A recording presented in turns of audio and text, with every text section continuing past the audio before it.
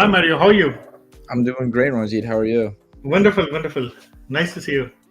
Early Saturday Absolutely. morning. Yeah. Absolutely. Well, let's rock and roll. The first featured question is what strategies or applicants to can applicants use to demonstrate impact in a nonprofit organization for EB1A? That's a great question, Mario, because in fact, I can respond to this in two perspectives. The first is that, incidentally, in fact, I worked for a non-profit organization for 18 years. So that was so. This question is very dear to me, but it's not necessarily about you having worked in the non-profit organization. This is also about if you have been volunteering for a non-profit organization, or you are a member of certain organization. And one thing which I have always been saying, that it's not about kind of that you are a member or you can use it for membership or a critical role or something like this. We even have had people who kind of were volunteering for a particular non-profit organization or a clubs, and they used their participation for even original contribution, for membership, and even for a critical role. There is a common myth that critical role has to be, has to be an employer. That's how it is perceived to be generally. It's a common perception that happens, but this is not necessarily the case. So, if you have been working for or committed to a non-profit organization, what are the success metrics that the non-profit, kind of evaluates itself? It could be in terms of, it could be in terms of, let's say, uh, there could be, let us say, potentially funding that they might have got. There could be a new development or new initiatives, or you might have committed to some events also there actually for this particular moment. So that's another kind of an aspect that you can commit. There are certain developments that you might have done exclusively for a part of being a non-profit, wherein if non-profit comes out with a publication or a journal, then you could have been an editorial or a reviewer. It all depends on nature of activity. I have been a very strong advocate of a premises that if you are being part of a non-profit organization in one way or the other, one thing that you should always look at it is that what are the impact that you have created. And that has been one of my always. I have been a strong advocate of this, rather than just being a member of, let us say, let's for the sake of it, let's take BCS, or let's take IEEE. We have had people who have been volunteers also for certain local chapters, and what impact nationally or internationally you could do it because of that is very important. I myself, I have been a part of a non-profit organization for 18 years as an employee also. So I have, in fact, whatever work that I did, I could utilize it for the purpose of, let's say, even critical role, even original contribution, even membership or judging also actually. So while the question looks very, very generic to me, that what strategies can applicants use to demonstrate impact in a non-profit, but then you have to kind of define certain metrics based on the vision of the organization, what it is. We even had one particular gentleman who's, and it has to be most important, it has to be related to your expertise. We had one gentleman who was a volunteer and a fellow of one particular non-profit organization, and he helped them, in fact, for to get a tax exemption certificate from IRS. And his expertise was related to finance and financial planning. So in this particular case, what happens is, if you have been part of non-profit, you have done that, it can be connected to your expertise also. So basically, that there is something, that impact that you have created by virtue of the job that you have done, and that's what I want to state here. It's a very, first of all, being part of a non-profit organization, it is a way how you are giving back to the society. And second thing, you are leveraging your contributions by virtue of measurable impact factor. It could be qualitative as well as quantitative. Quantitative in terms of money or something. We had one gentleman, Ankit. He got his EB1A recently. He actually was part of some AI club, and he helped them to get certain funding. So that becomes a quantitative. Other gentleman whom I'm talking about, whose expertise was financial planning, he helped to get a tax exemption certificate. That becomes qualitative. But most important thing is that it has to be related to a non-profit. I mean, we had certain obscure cases where somebody came out to us and said that, well, we have been kind of doing some kind of a community service in a local religious organization or something. Will that help? The answer to that is absolutely no. It is of no relevance. I like to kind of like to give a black and white answer, because many people feel that just because they are contributing to non-profit and being committed to a cause can help in EB1A. It's not necessarily the case. To be committed is very good, but if you have to use certain metrics for EB1A, you need to be it has to be related to your expertise. I hope that makes sense. Absolutely. I think that was well said. The next question is from an anonymous member. Would you mind sharing your insights on effectively demonstrating a critical role for achieving sustained national or international acclaim, particularly in the context of applying for EB1A? It's a beautiful question. And, in the program, what we have been trying to do, Mario, as you're aware, we have been trying to, make things much more ironclad. I mean, let's put it that way, by virtue of defining certain quantitative metrics. Can we quantify or have certain data points for each and every criteria? For example, when we talk of original contribution, we are talking about certain. I wrote an article in Forbes which is called Mudholkar matrix, actually. So basically, what happens is that how you define. There are 5 metrics for defining an original contribution. For patent, we have a very rock solid patent evaluation framework which has been used by several lawyers also actually here. Now, when it comes to critical role, let me give you a perspective that a couple of years back, in fact, it was in 80s or 90s, there are some top-end IT companies in the world like Infosys or Microsoft. They started doing an evaluation in their balance sheet, which is called human resource capital. And that human resource capital essentially quantifies the value of human resource in the balance sheet. So, for example, if Mario is working for Next League Executive Board LLC, there is a particular technique by virtue of a research paper which was prepared in 1971, which basically can quantify Mario's contribution to Next League in dollar terms. Now, if you are able to kind of get a certificate from an HR expert or your company based on the contributions that you have been making for the company, it is called Stephen Lewis model. If you are able to do that, I think you have actually nailed the criteria in a very pragmatic way. And we have had at least out of 38 EB1 achievers from the program, I would say at least 15 to 16 people would have utilized this. And I'm glad that a lot of lawyers have also started accepting this, even outside the program also, which is because this is something a very innovative way of doing things. But it seals because there is one criteria for USCIS for any evidence to be given, that it should be one is it should be relevant. It should be consistent, and most important, it should be probative. In a way, probative means that essentially it should be there has to be some probability can be assigned to it. So let us say, for example, if you are working, I'm just taking a name for the sake of it. Let's say you get a letter, you are working for, let's say, a company called Amazon. And if you are able to quantify that you are being valued up to $7 million for Amazon, obviously it's a big amount.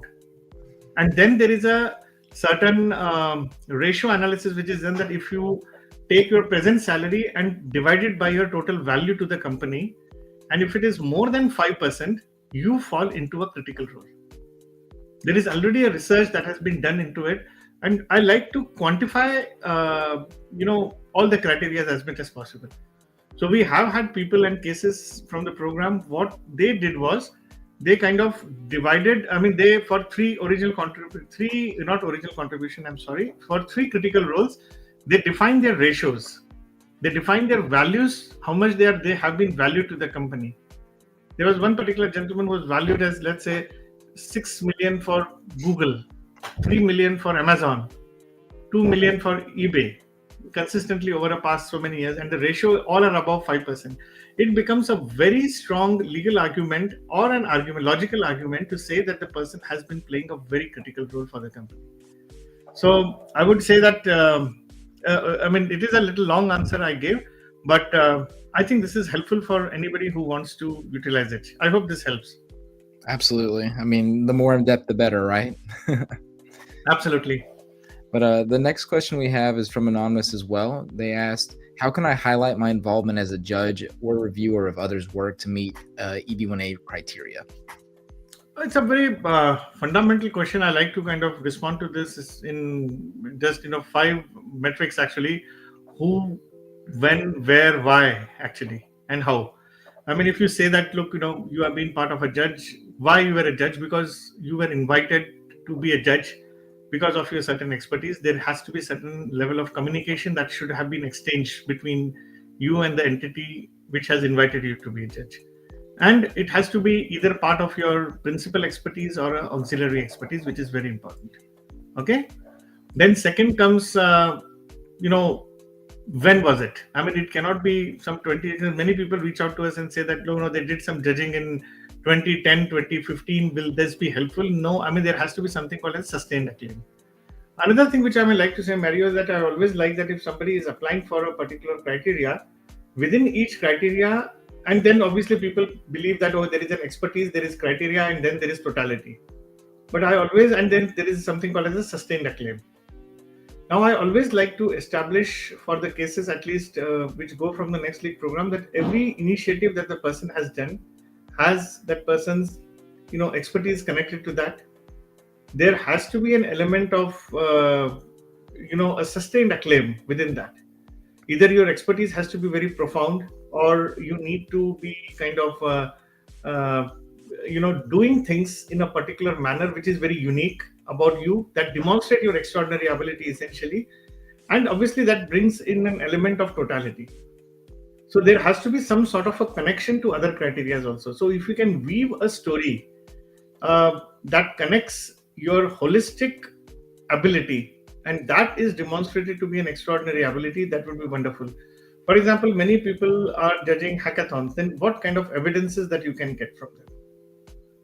In fact, normally one should always keep another aspect in mind, that when it comes for judging, especially in your own organizations, okay, one should be mindful of the fact that you cannot use your daily job, which is happening as a part of your routine job, to be utilized for the purpose of judging.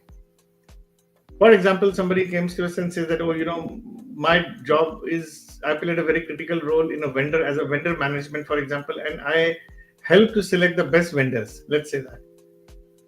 That may not stand the scrutiny for the judging.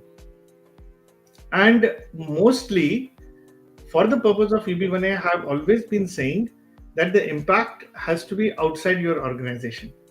It cannot be within your entity where you are committed to right now, because your impact has to be global. I mean, that's the whole idea actually for the purpose you're trying to demonstrate your extraordinary ability. You cannot be kind of confining yourself to an entity within the kind of boundaries of an entity and say that you are an extraordinary. That may not be the right thing to do. So yes, I mean, one effectively answers how, when, where, why, and get right evidences. Maybe even we have seen that letters from your other peer judges also have been very impactful and have been very helpful actually here. So that's what I would like to say, Mario. So let's move to the next question. Absolutely. The next question is, how can partnerships or collaborations with distinguished organizations enhance my petition? Mario, this question looks a little confusing to me, because what this person is trying to ask, I don't understand. Because partnership in or collaboration with distinguished organization, for what purpose? I mean, I'm not even clear what this person is trying to seek here actually. I mean, collaboration for what purpose? I mean, we are talking about, let's take 10 steps back, Mario. I mean, when we are talking about you being an extraordinary ability, I always like to say that, look, you are making a statement that to a White House, let's say, and talking to the man out there that, look, I'm Mario, I have this expertise, this is what I bring to the US, and this is how the US will benefit because of me. And this is what I bring on the table, and give me a green card and write on the green card that I'm a person of extraordinary ability. Now, to reach to this level of vibration, to demonstrate this excellence, we have to, these criterias are just kind of levers to prove something. They do not by itself imply anything at all, actually. Let's be clear about it. Okay? So you need to, demonstrate, you're talking about partnership or collaboration. Okay, you are working in a job. Is it about a job that you're talking about? And distinguish, the word distinguish in EB1A jurisprudence comes into critical role or a leading role. It is nowhere else mentioned. But what you are trying to say that, look, it could be a membership organization potentially, or that distinguished entity might have given you an award. That could be possibly one of the things that might have happened. So if it is regarding that, then it is fine. I think I would request this gentleman to, or a lady to kind of respond to us and write to us in a more elaborate and more detailed in a very specific manner. That would help us to genuinely help the person actually. Okay, thanks. Absolutely. Do you think we have time for another question? I think let's take a last question. Yeah. All right. So this last question is, how can I demonstrate that my continued work in the U.S. will substantially benefit the national interest? It's a wonderful question actually, because it's a perspective. Let's understand that first. So there are three elements for EB1A success. In fact, you get your EB1A only because of these three things, not necessarily the criteria. After having studied over 1,000 cases, meeting at least 100 people, out of them at least 35 to 40 would be from our program, I can tell you this with conviction that I've also seen cases where people have not utilized any of the criteria and yet got their EB1A. So there is a misnomer, and many people come to us and saying that, I fulfilled 2 criteria. Can you help for media? Can you help for this? That's so part of it. But there are 3 fundamental things, and I would come to that question, where this question fits into the overall scheme of things. The first is that you need to be an expert in your field. No matter, you have to be at the top end, top 1%, top 10%, whatever you may have to go to, but you have to be you should have risen to the top of your field of expertise. So where then the identification of the expertise is the key here. Second thing is that your expertise should be benefiting the US, and that's where this question is coming in here. And third is that you will continue. Now, let us say, for example, we have to take for illustration purposes, you have to take a very specific case, and I will bring out a case from somebody from the program. Let's say somebody has been in data science or AI. We have had a couple of folks from this particular field of expertise here. So the first thing is that, okay, how AI and your expertise is connected to the national interest is very important. There might have been some discussions, debates that might have happened,